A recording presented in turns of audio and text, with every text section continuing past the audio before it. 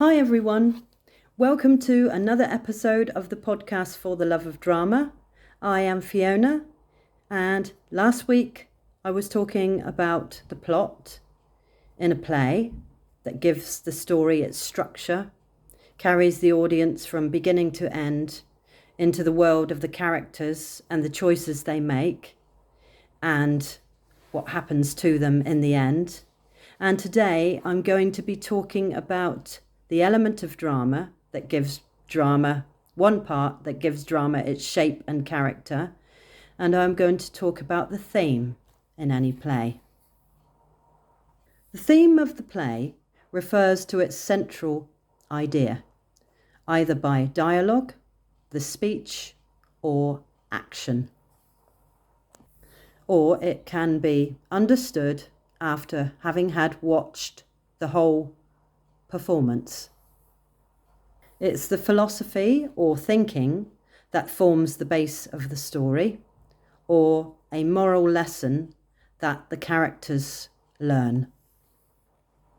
And it's the message that the play gives to the audience. The theme of a play could be how greed results in one's downfall, or how the wrong use of power ultimately results in the end of power. And the theme could also be blind love, or selfless sacrifice, and selfless love, or true friendship. Some common themes in literature and storytelling are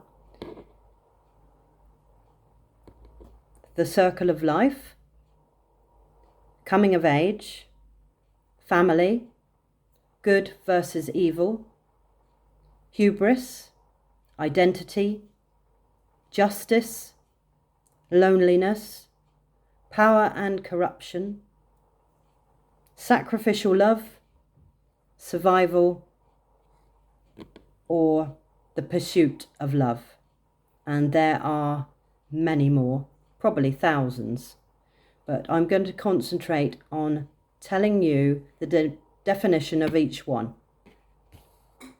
So the first one, the circle of life. The definition: what goes around comes around. The circle of life dwells on life's transience and impermanence, how death isn't death, just an evolution. Theme examples: Where the Red Fern Grows by Wilson Rawls. I haven't read that one, so I can't comment on it. I've made a note of it. And Disney's The Lion King. For those of you that have seen it, you will know what I mean, but they actually have a song that is virtually at the start called The Circle of Life.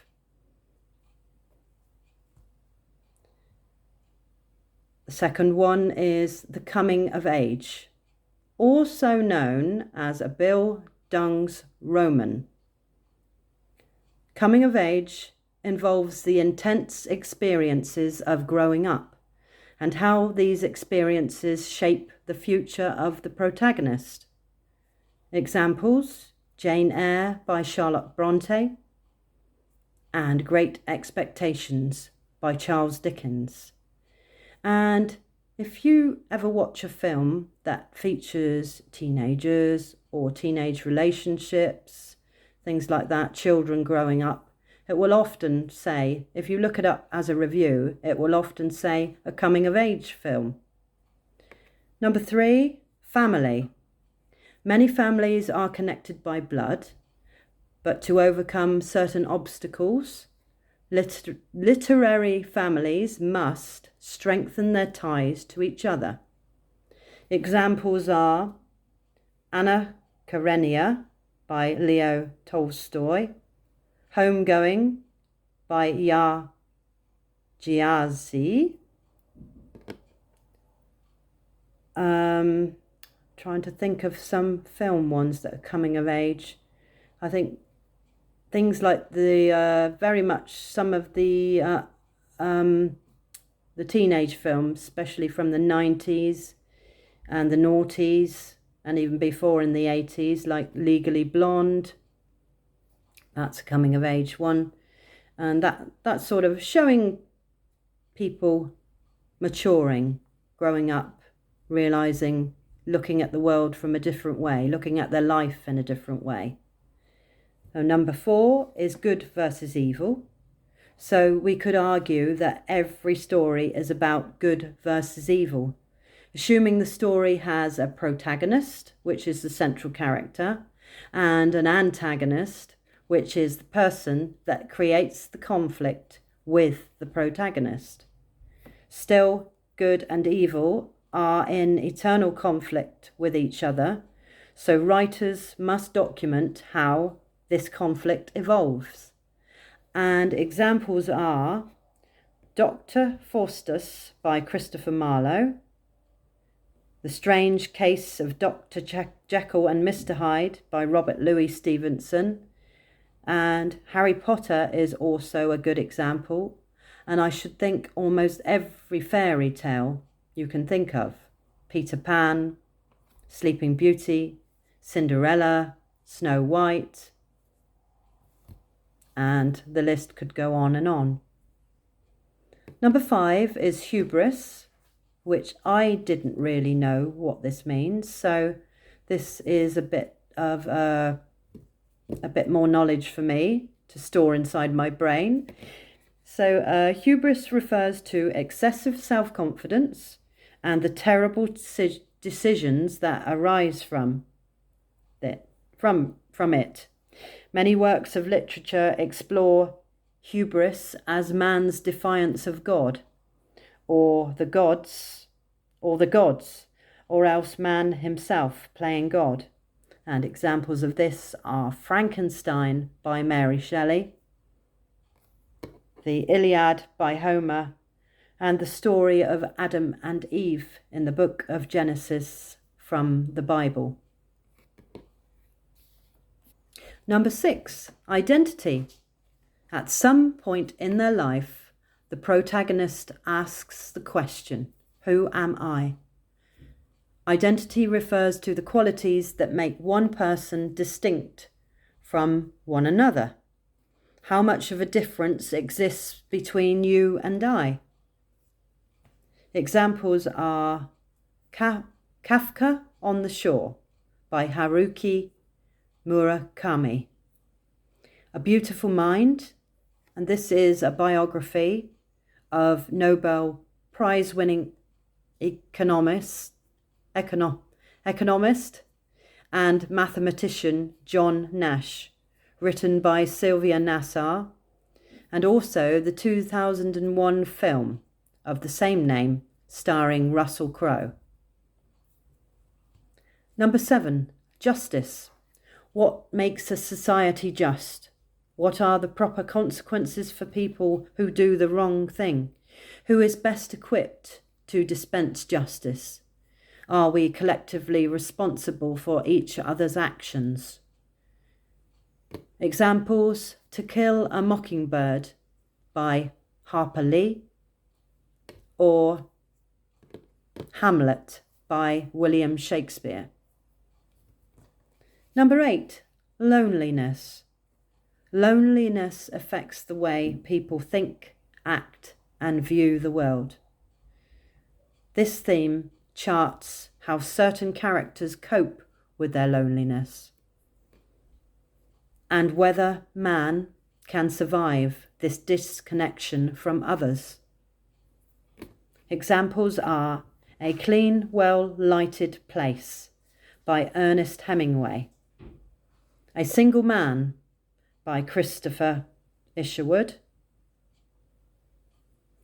also a film from 2009 with Colin Firth. Number 9, power and corruption. Power corrupts. I'll start that sentence again. Power corrupts, and absolute power corrupts absolutely. Power corrupts, and absolute power corrupts absolutely. This theme is often related to man versus society, another theme that I haven't covered this time. Examples: In the Time of the Butterflies, Julia Alvarez, or Animal Farm by George Orwell. And number 10, sacrificial love.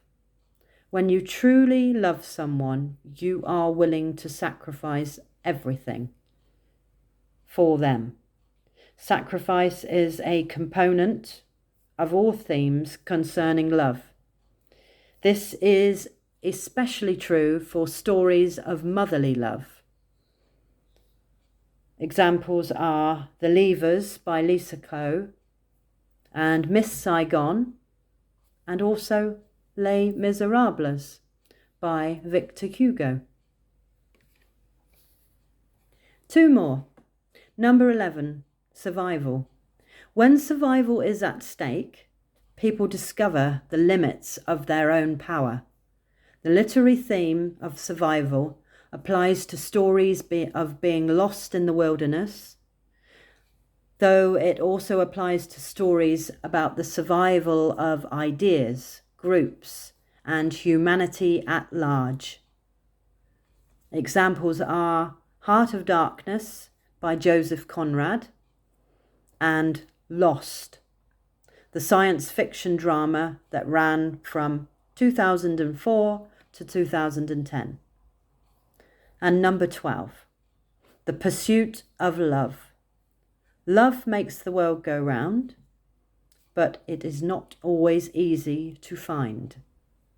Whether it's romantic, familial, or platonic love, there's a lot to be said for love's pursuit and the conflict that comes from pursuing it.